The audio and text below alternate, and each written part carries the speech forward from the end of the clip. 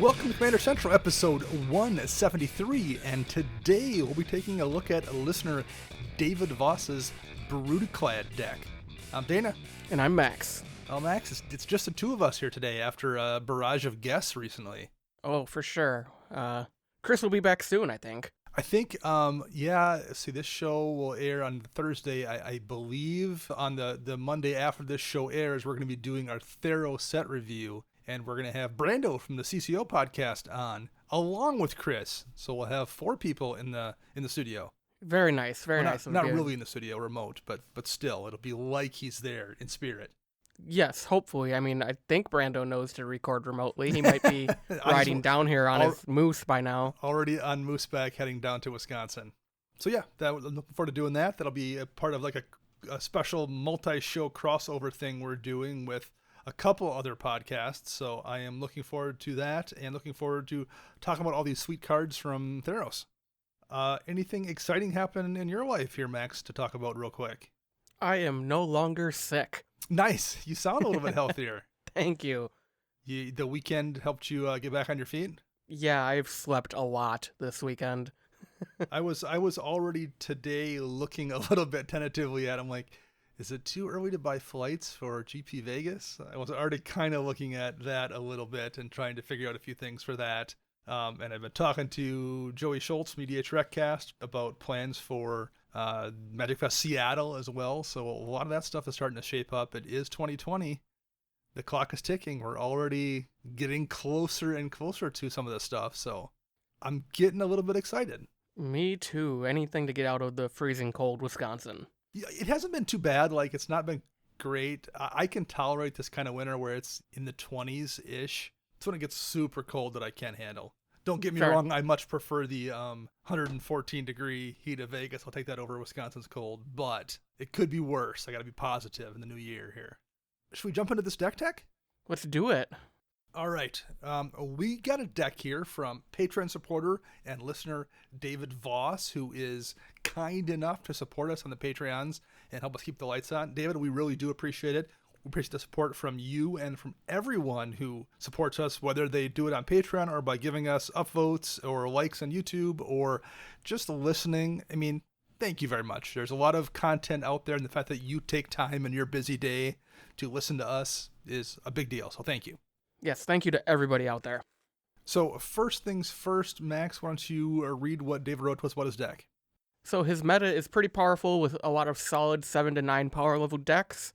While we do combo off, we usually keep it pretty fair. No mass land destruction, no board locks, and no stacks. So that seems pretty good in my book. The deck, while powerful, never seems to get there. He's been tweaking it since the precon originally came out a few years ago, and the main change as what he's looking for help with is what tokens are actually being created in the deck. Okay. Some other weaknesses are the deck seems to start slow. He knows he needs to upgrade the ramp package in the deck, and it's something he plans on doing at a later date.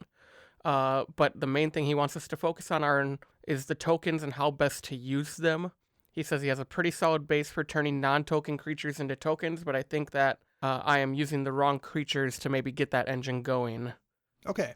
Brudiclad Telchor Engineer is 4 blue-red, so 6 mana total for a legendary artifact creature Artificer. Creature tokens you control have haste, which is useful. At the beginning of combat on your turn, create a 2/1 blue mirror artifact creature token. Then you may choose a token you control. If you do, each other token you control becomes a copy of that token.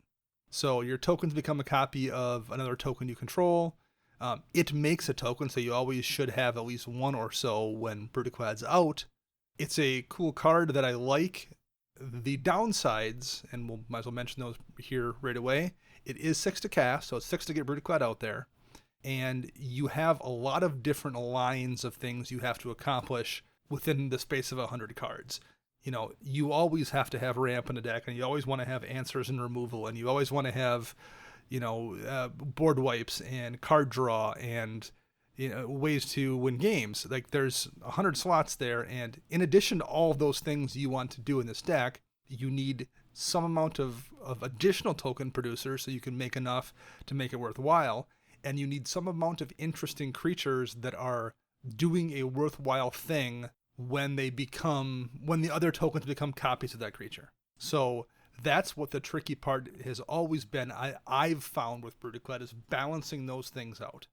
Yeah, for sure. And we're in colors where tokens typically aren't very strong. We're not in green with overruns, or white with Cathar's Crusade. So it definitely is a challenge of getting those tokens through during combat to help secure a victory. So since we're here, we're not going to spend a ton of time on the land base, but let's look at it here briefly. 36 lands here. Ancient Tomb, Buried Ruin, both great in this deck. Ancient Tomb, great in any deck. Cascade Bluffs, Command Beacon, which is probably useful here because Brudiclad does cost 6, and you don't want to be paying 10 for it. It gives you an option to come back to your hand and save a little bit of mana there. Command Tower, Darksteel Citadel, Evolving Wilds, which we'll come back to. Ghost Quarter to deal with problem lands. There's the couple of artifact lands, Great Furnace and City of the Synod, as well as Darksteel Citadel, which I mentioned. Grixis Panorama, there's 6 islands, 6 mountains. Is It Boilerworks, Care Keep that makes a token. Prismatic Vista, which is a fetch. Scalding Tarn, which is a fetch. Shivan Reef, Spire of Industry, which is basically a city of brass that you can only use if you control an artifact, but in this deck it's going to wind up being basically a city of brass. Sulphur Falls, Swiftwater Cliffs, Temple of Epiphany, Temple of the False God, and Terramorphic Expanse. So I mentioned coming back to Evolving Wilds. The first two things I'm going to say, if you do nothing else with this land base, it's a 2-color deck. You just don't need Evolving Wilds and Terramorphic Expanse. Yeah, swap them in for basics at the least. At the very least, I would just run basics in those slots. You don't need to fetch, particularly in this kind of deck where half the spells are colorless. Yeah. I mean, you still are going to need colored mana, and you're going to want to have the right colors, but you can cheat a little bit, and I would much rather just have an island in that slot than I would the ability to go get whichever one I don't currently have and have it come into play tapped. In a 3-color deck, maybe fixing becomes a little bit bigger of an issue, or if you're in a deck that cares about sacrifice, or if you're in a deck that has Crucible or something, then that's different, but nothing here cares about lands in your graveyard. It's just not a useful card to have. It hurts you way more than it helps. Yeah, for sure. And I think Grixis Panorama can be thrown into that bucket as well. I tend to agree there as well. Like we said, you could easily swap those out for basics, but there are a lot of good utility lands that could easily slot into this deck. It doesn't look like budget for the land base itself is a factor because, he's running Tarn. Right. All the duels that are in here minus the Volcanic Island. But something like Fiery Islet, the new Horizon land from Modern Masters would be great. Yep. Or adding a Academy Ruins to just have another bit of artifact recursion along with that Buried Ruin. I mean, even Ash Barrens is a better choice than, I think, the Grixis Panorama, Evolving Wilds, and Expanse, because it gives you the option late game to just play it as a land that makes colorless mana. Yeah. It's and that's never the case for Evolving Wilds or Expanse or Grixis Panorama. There's always a downside where they come into play tapped and don't do anything for the turn. I guess Panorama does, and it comes into play. You can tap it for colorless, so that one's less terrible. But the one I'm shocked to not see is Inventor's Fair. Yes, yep, that's my next note as well. It's a very artifact-heavy deck.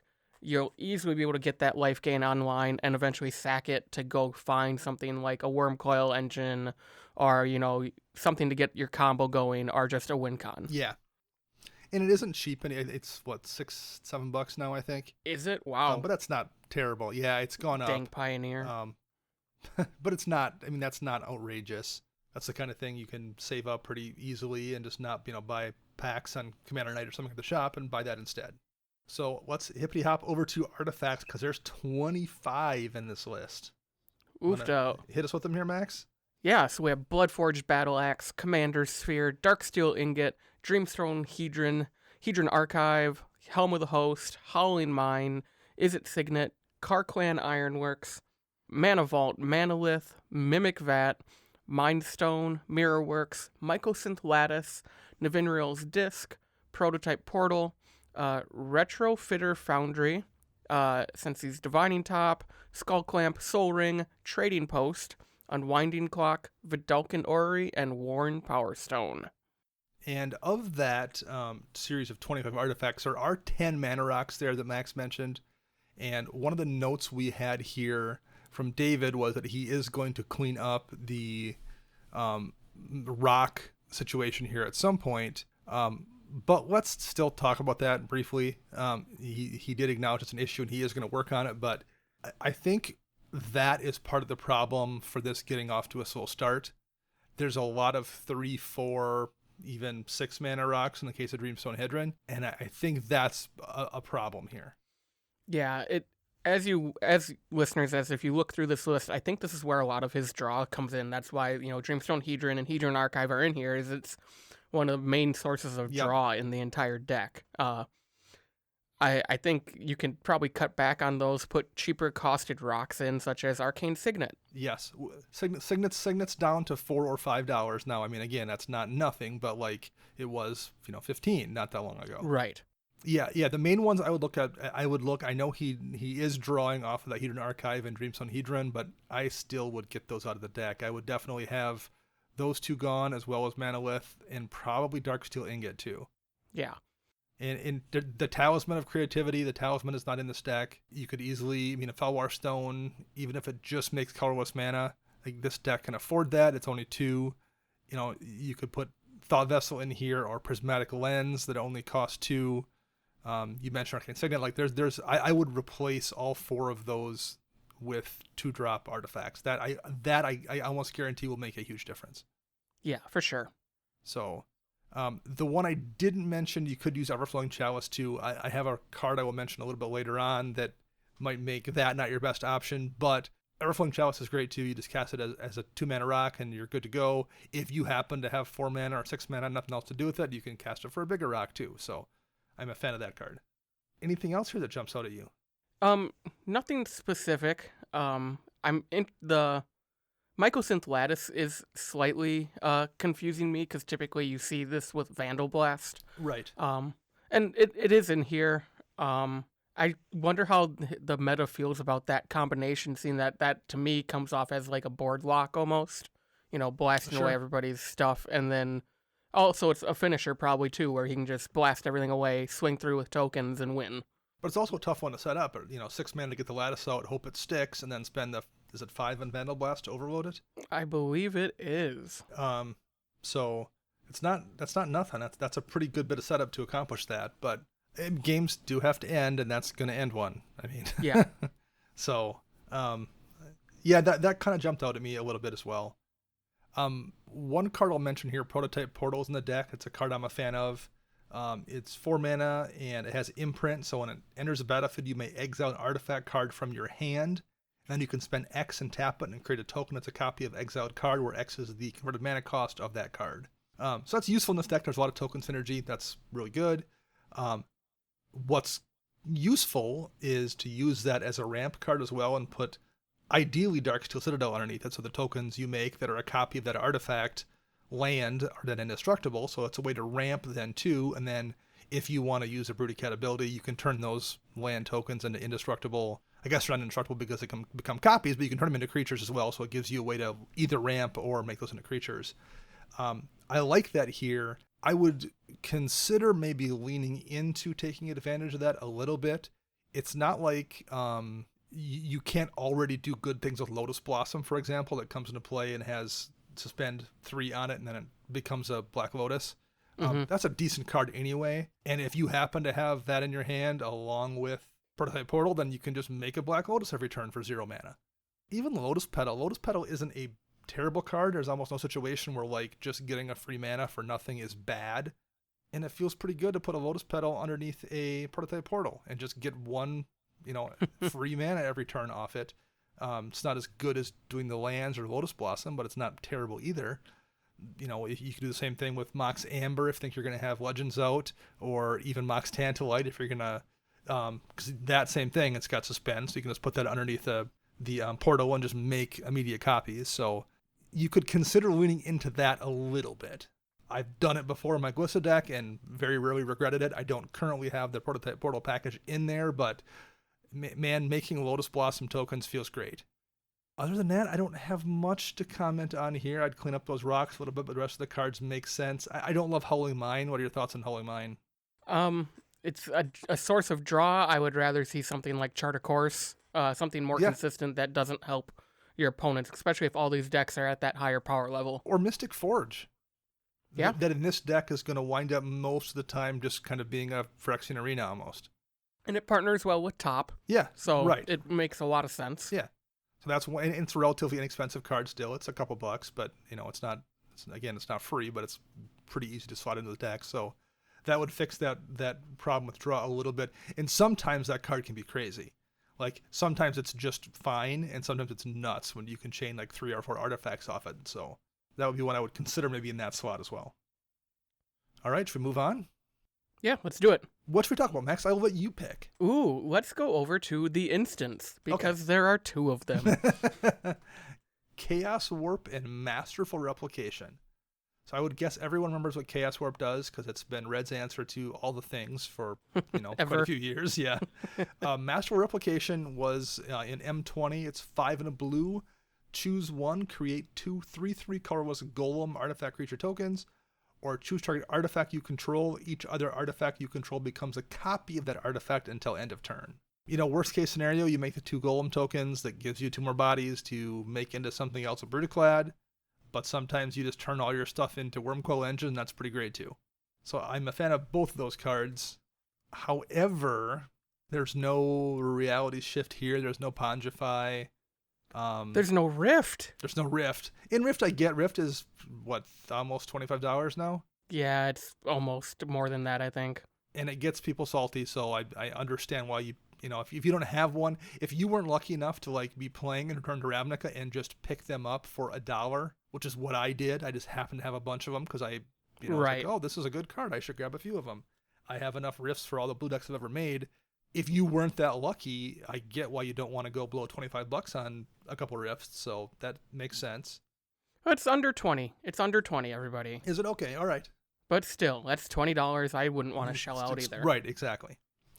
But like I said, there's no, blue has some pretty solid creature removal at instant speed. Red has pretty good artifact removal, although there is the Vandal Blast here. I'm surprised there isn't a couple more answers there. I mean, there's not even any counter spells. Something like Arcane Denial would be great here, just so you can, get your card back at least. Well, and I think some of that's probably the result of this being a deck that just wants to, because what the commander's asking you to do, it's making you to do too many different things. It's really hard on slots, I think. And I would guess the lack of removal and lack of counter spells is definitely probably part of that. But I think you need to have a couple. Chaos Warp's great, but I would still like to see maybe a reality shift in here, or a Pongify, or a rapid hybridization, or just 1 or 2 more answers to deal with problems. Yeah. Since we're talking about categories that only have a few cards in them, Planeswalkers. Yeah, there's 4 of them. There's 4 of them. There's Daretti Scrap Savant, there's Karn the Great Creator, there's Tezzeret the Seeker, and there's Tezzeret Artifice Master. So those are all Planeswalkers that interface in some way with artifacts. Daretti lets you discard up to 2 cards and draw that many cards, so ideally you're pitching a couple lands and drawing into something that's not a land. You can also sacrifice an artifact to bring an artifact card from your graveyard to the battlefield. That's pretty solid. And the emblem, whenever an artifact is put in your graveyard from the battlefield, return that card to the battlefield at the end of the next end step. So that's pretty good all around. I would run that in this deck for sure. Very good. Karn, activated abilities of artifacts your opponents control can't be activated. His +1 is until the next turn. Up to 1 target non-creature artifact becomes an artifact creature with power and toughness equal to their converted mana cost, which is similar to what the original Karn creature's ability was. And his minus is you may choose an artifact you control from outside the game and exile it, reveal that card, and put it into your hand. Of all of these, Karn the Great Creator is maybe the one I like the least. What do you think? Yeah, I like Karn the least. I would rather see Baby Karn from Dominaria. Right. If I was going to see a Karn, I'd rather see the one that makes you a token that's going to be swole based on the amount of tokens that are in this, or creatures that are in this deck that are artifact based. Excuse me. Right, and the point of you can make everything into those Scion tokens pretty Exactly. much, and they're all going to be huge. Yeah. And it's a draw spell. Exactly. Yeah, I think I would much. I mean, maybe there's. I mean, I guess there's probably some synergy here a little bit, just by the fact that it turns off your opponent's mana rocks. Yeah. Like, that's useful. I do play this in my Zero deck, and I don't really take that much advantage of his other two abilities. He's just a Planeswalker that shuts on artifacts, and that's not bad. Mm-hmm. But I don't know if it's good enough in this deck. Right. The last two Tezzerets are both good because they're Tezzerets. they're solid. They tend to be good, yeah. They tend to do things that, untap some artifacts or tutor up an artifact for the Seeker, and Artifice Master makes you tokens, which is useful, and it's got draw stapled on too, so I like those as well.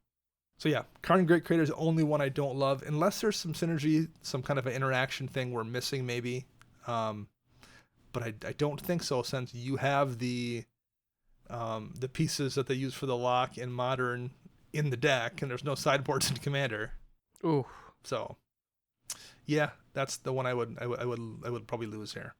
How about the Enchantment Suite? We're looking at 7 enchantments. We have Dictated Crufix, Leyline of Anticipation, Mechanized Production, Mirrodin Besieged, Rhystic Study, Storm the Vault, and Thopter Spy Network. So what are your thoughts on these ones, Max? The Dictated Crufix jumps out right away at me, similar like the Howling Mine did for you over in Artifacts.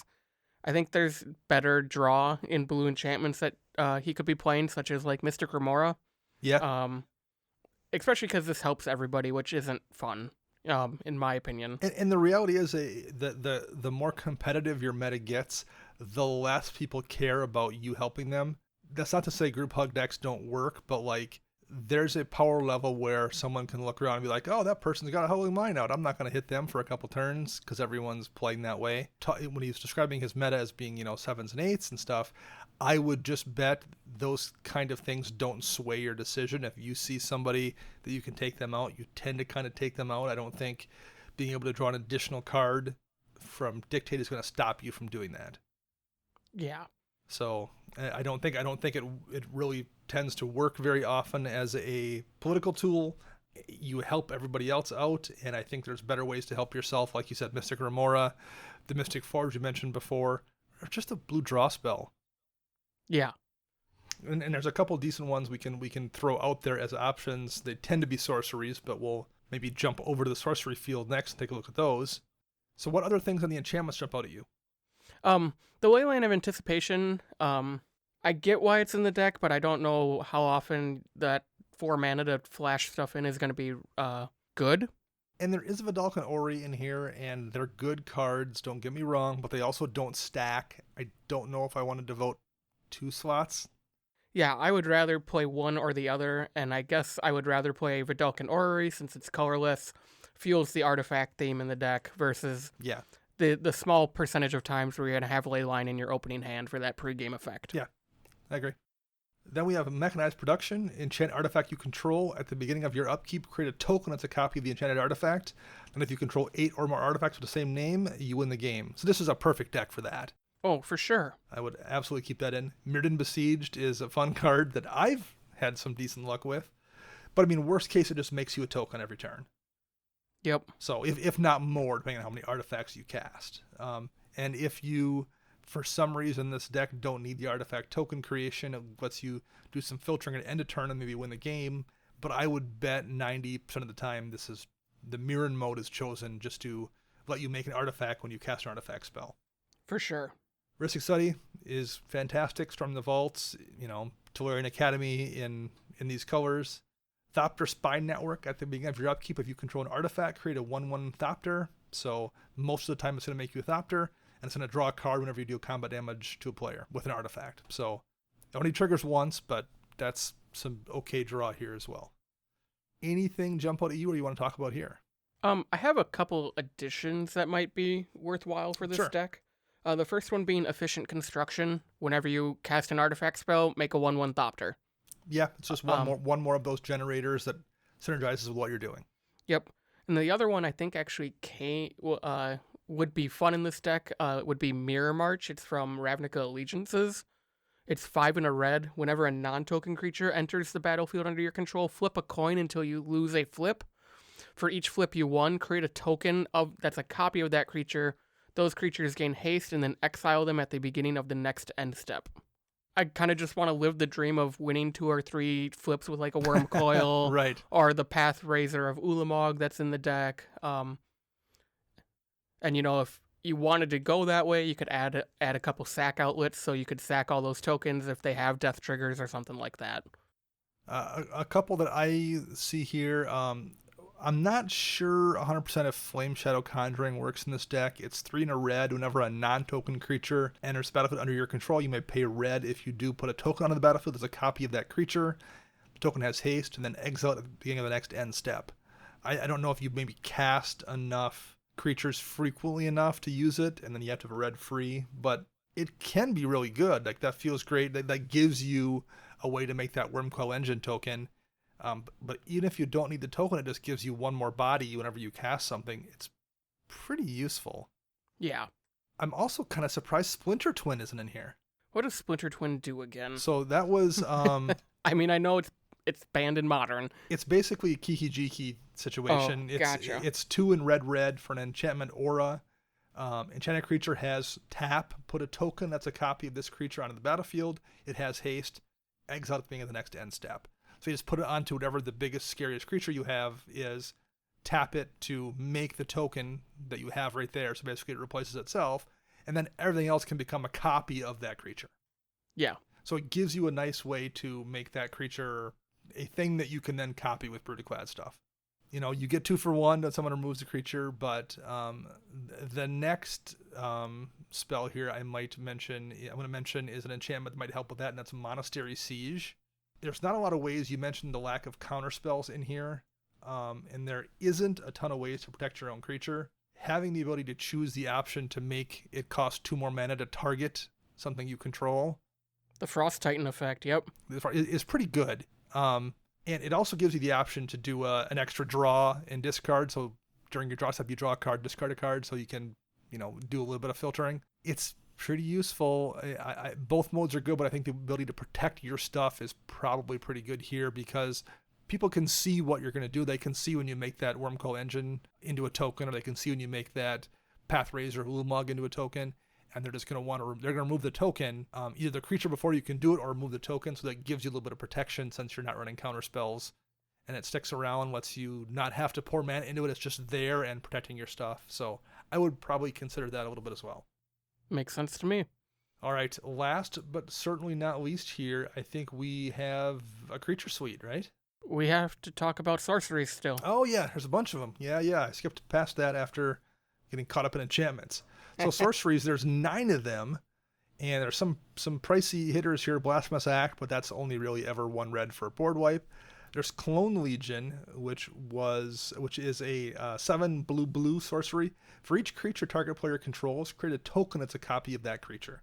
So that's actually really useful in general, but it's also really good in this deck where it's going to let you make a copy of somebody else's thing. Right.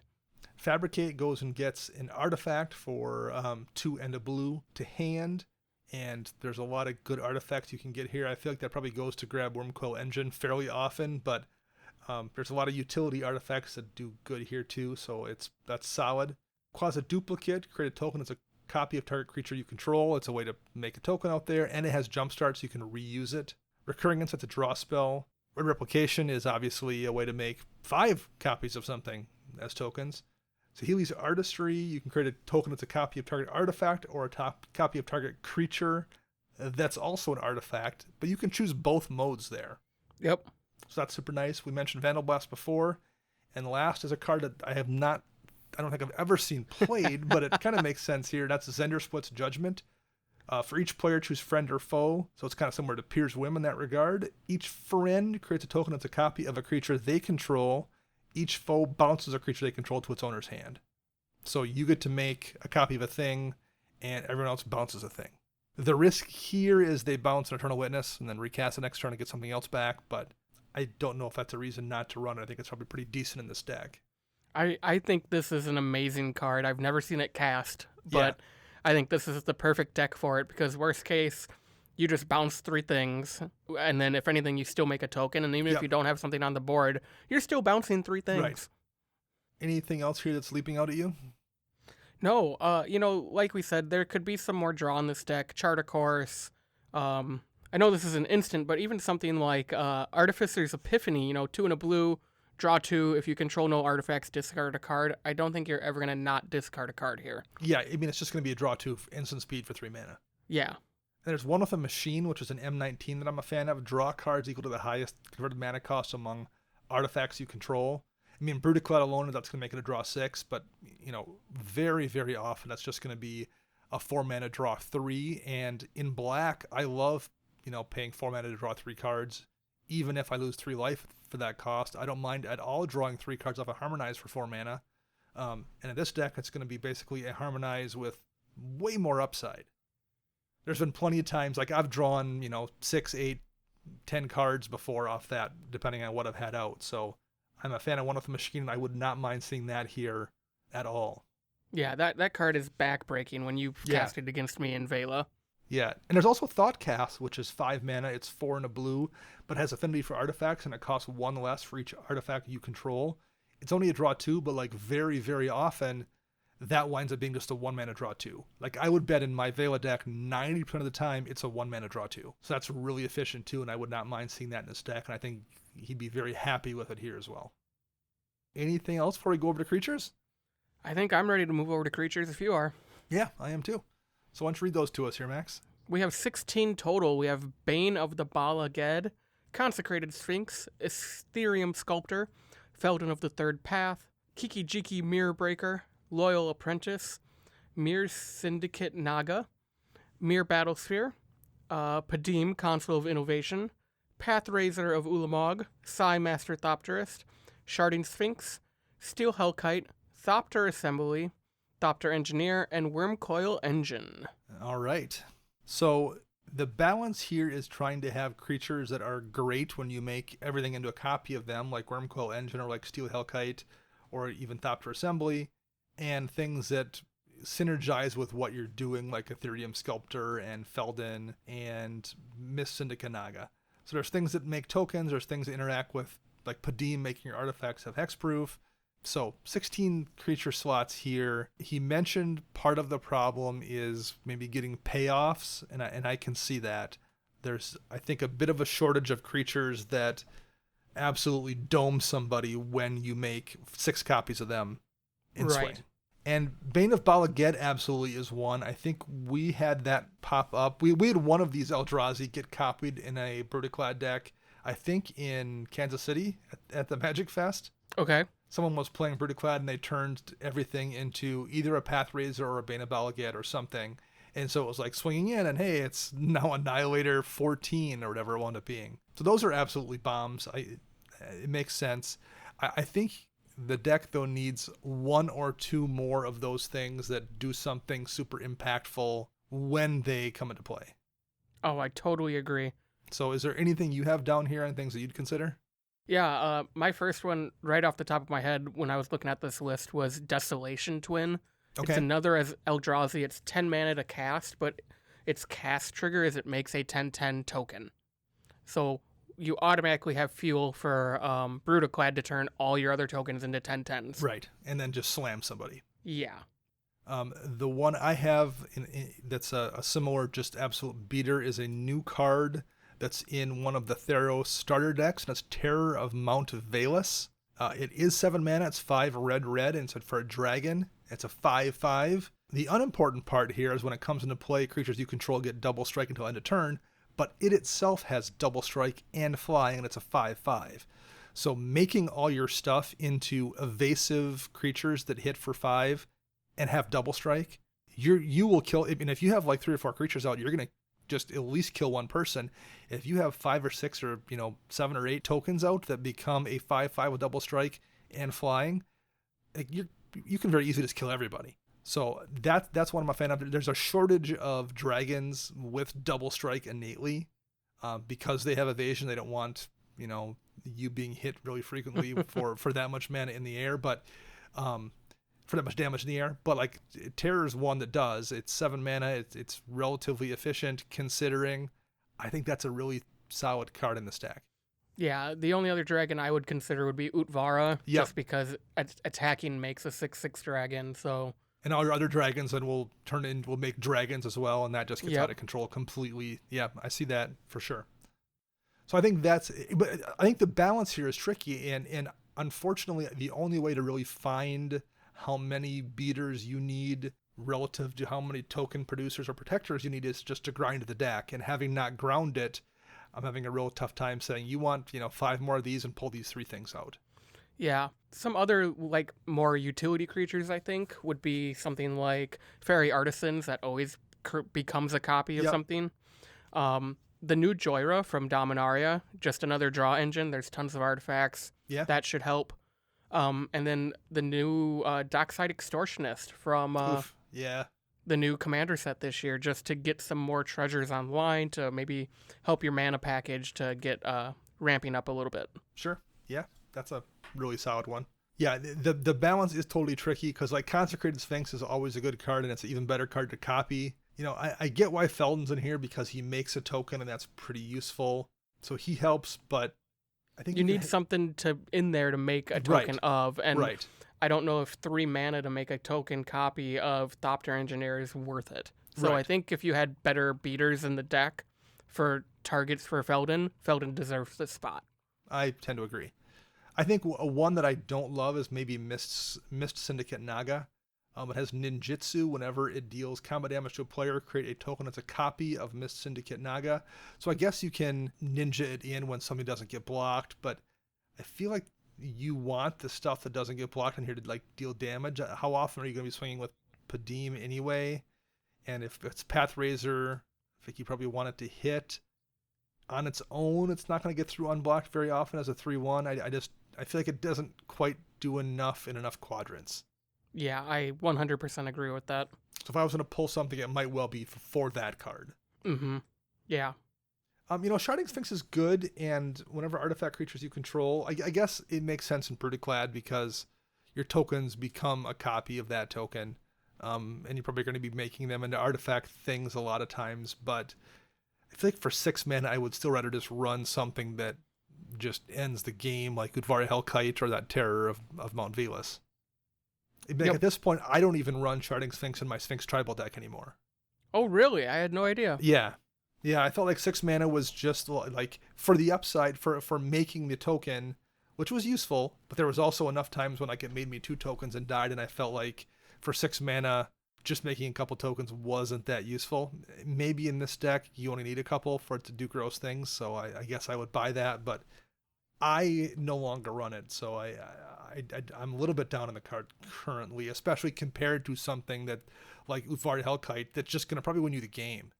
Yep, totally agree. Any other comments on creatures here? No, I think I have covered everything I wanted to cover in the creature suite here. Okay. So all told, I think the deck does need to clean up the rocks, and by clean up, I just mean make them more efficient, lower the CMC, just try to run as many 2-drops as you can.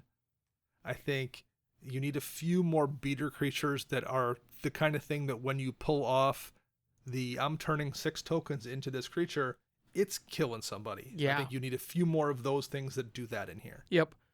And it needs a little more draw too, I think. Yeah, I mean, don't get me wrong. If you can turn, an army of treasure tokens into Thopters, that's still going to do a lot of damage, but turning an entire army of treasure tokens into 6/6 dragons just kills people. Yep. All right. Brudiclad. So this was a cool card that was in the Saheeli deck, I believe, right? That is correct. So I've seen the one in Kansas City that I remember getting just wrecked by whatever Eldrazi it made it a token of. I don't know if I've played one besides that. Have you? Someone in our shop had one right when the deck came out, and I don't know if it's still together. I haven't seen it in a while, but I know it was together for a couple months. Well, I feel like the problem, probably to a degree, is it's a really tricky deck to balance with all the things it's trying to do. Yeah, for sure. All right. Well, thank you very much, David Voss, for sharing this Brudiclad deck with us. It's actually, I like seeing things like this that we don't see very often. So thank you. We also get to see different cards in this kind of deck. Like there's a lot of stuff that you see here that you're not going to see in, a Traxa deck or a just a commander that you see regularly. So that's always fun to look at as well. I hope that was somewhat helpful. And thank you very much for supporting us on Patreon. Thank you for everyone who listens, who contributes to the show, or who just gives us a thumbs up, or like we said, just gives us the click on YouTube every week. It is a big deal and it means a lot. So thank you very much for helping us kick off 2020 in style. Our podcast theme is Retro Future Dirty by Kevin MacLeod, licensed via Creative Commons. Our show is edited by Rafael Garcia. You can find him on Twitter at UrsBearWalker. You can find me on Twitter at Dana Roach. You can find Max at CMDRCentral_Max. And you can find Chris at WiseSquishy1. We'll be back on Monday with our Theros set review with a special guest, Brando from CCO, and Chris will be back in the house. The return. You bet. Until then, I'm Dana. And I'm Max.